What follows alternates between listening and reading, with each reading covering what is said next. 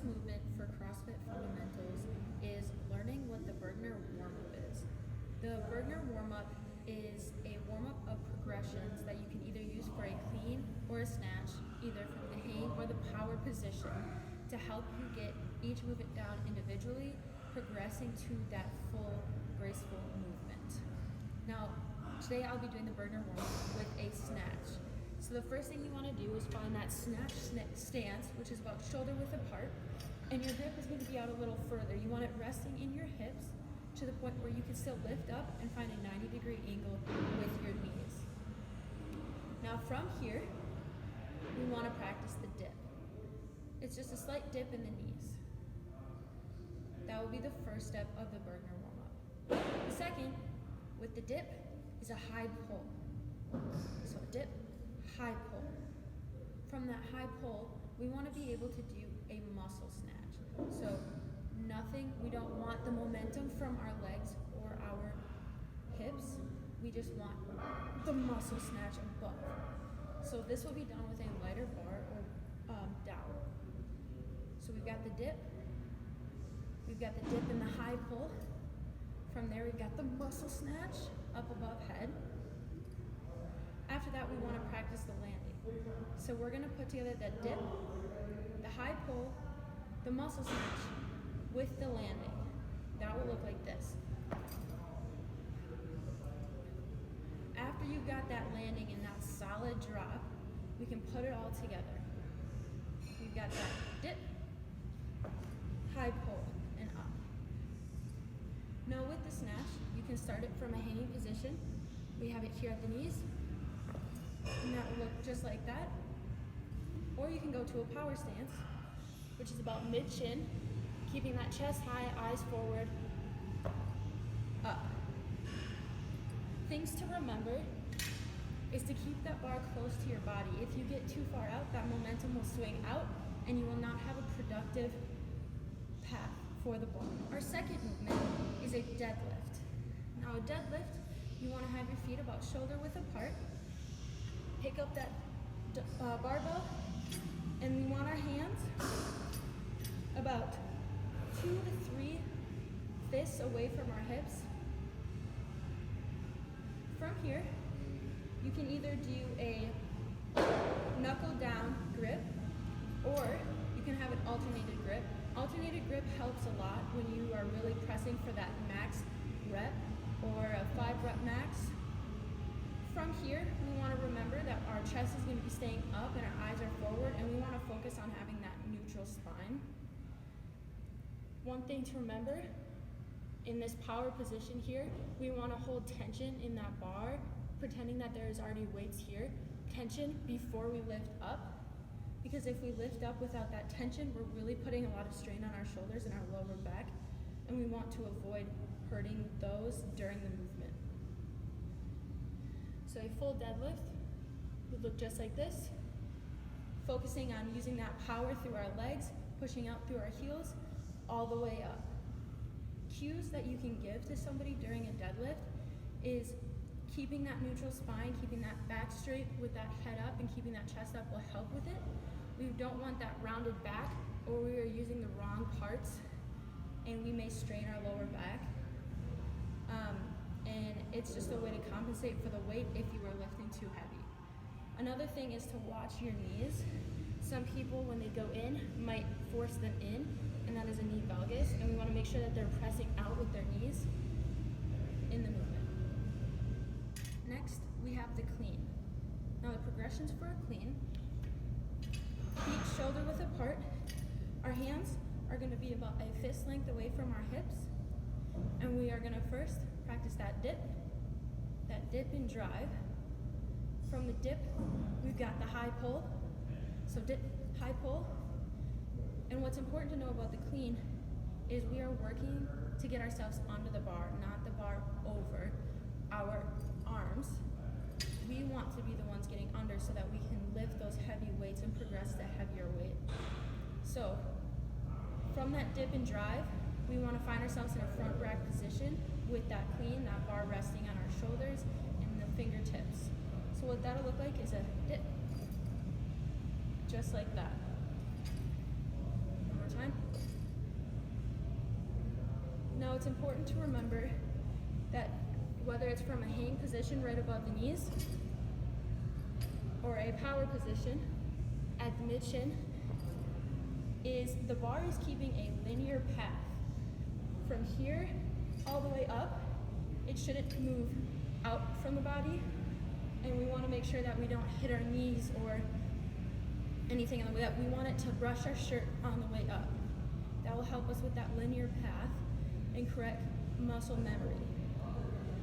Things to remember is, again, to fall under that bar to catch, and again, keeping that bar close to keep your momentum.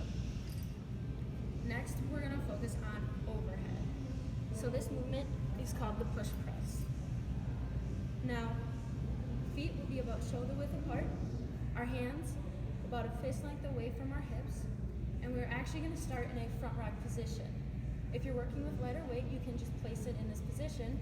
If you're working with heavier, we can refer back to that for the movement prior, the clean, and get that weight up on our shoulders. From here, we're going to start the progressions of a push press. From a push press, we're going to have that dip, that same dip, working on that momentum through the legs. After that dip, we're going to work on a strict press, pushing straight up, really focusing on where our arms are, which should be parallel to our ears and no farther back. Even though we want to push our head through the window, we don't want it too far or we lose our control.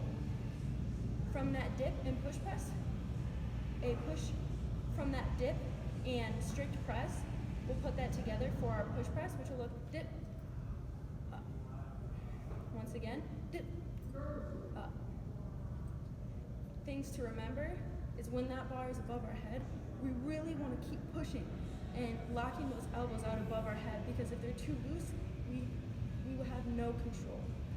So keeping that up, locking and always pushing up, and then when we lower it, remember, keep it close to our face, close to our body, and hold our head back a little bit so we avoid injury. Next, we have the push jerk movement, which is very similar to that push press, except we're adding a little bit more push with our legs. So once again, our feet shoulder width apart and our hands about a shoulder width or a fist away from our hips. We're in that front rack position, and we have that dip. We've got that press, but this time from the dip and press, we're going to find ourselves in a squatted position with the bar overhead, and we're going to finish by pushing all the way through. For a full movement, it's going to look like this. Once again, we want to remember that when we have that bar overhead, we are continually pushing as hard as we can out. We've got our elbows locked, and we want those arms about where our ears are at in our head, while still pushing our head slightly through that window.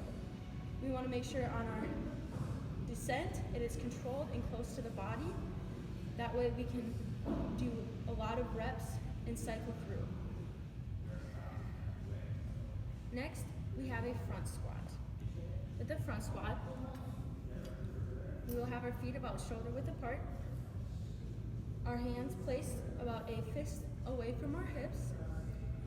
In that front rack position, we need to remember to have it resting on our shoulders and our elbows pressed high. If we can, we want them parallel to the floor. Flexibility may be a problem, and we will just remember to keep reminding a person to force those elbows up and drive them up towards the sky. When doing a front squat, the first thing you want to do is put that weight in your heels. Be able to wiggle your toes, and that'll be an important thing all the way through the movement. From there, you want to find a hinge in the hips, while still keeping that neutral spine, chest up, eyes forward. We'll drop it down into a 90-degree angle and push all the way up. Now what that will look like from the side is we've got that hinge in the hip, a descent to that 90 degree, and push up. Now cues that you can give a person while coaching is keeping that chest up and eyes forward, which will help with that neutral spine and that strong core. To shift that weight back in their heels so they can wiggle their toes. Another is getting lower to the floor, because some people don't know how low when they should be down to here. This can be fixed with a box or boxing plates to have a target to hit during a front squat. And lastly, watching their knees. You want to make sure that they stay out. If you see them go in during a squat, you want to tell them to push their knees out because you don't want that valgus movement. For this movement, we have a rower, which is one of the cardio machines that we use every single week. Some key things to know about the rower is our seat placement needs to be right in the middle, right on the tail. That needs to be dug down into the seat.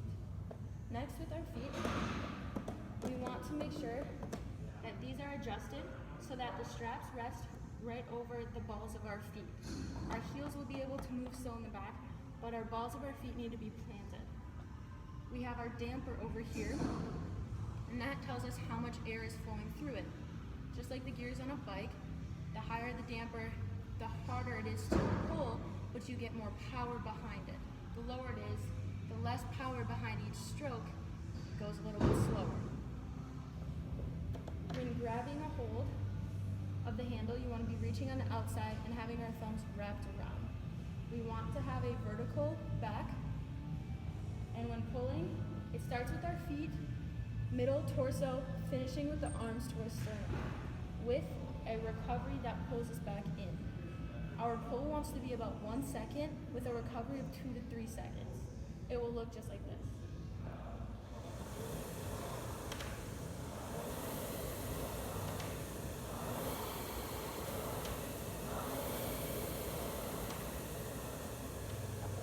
Cues that are important to let a member know about is if you see them after their pull, pulling themselves in with their legs, they're wasting more energy than they need to, and they should allow that chain to pull them back in.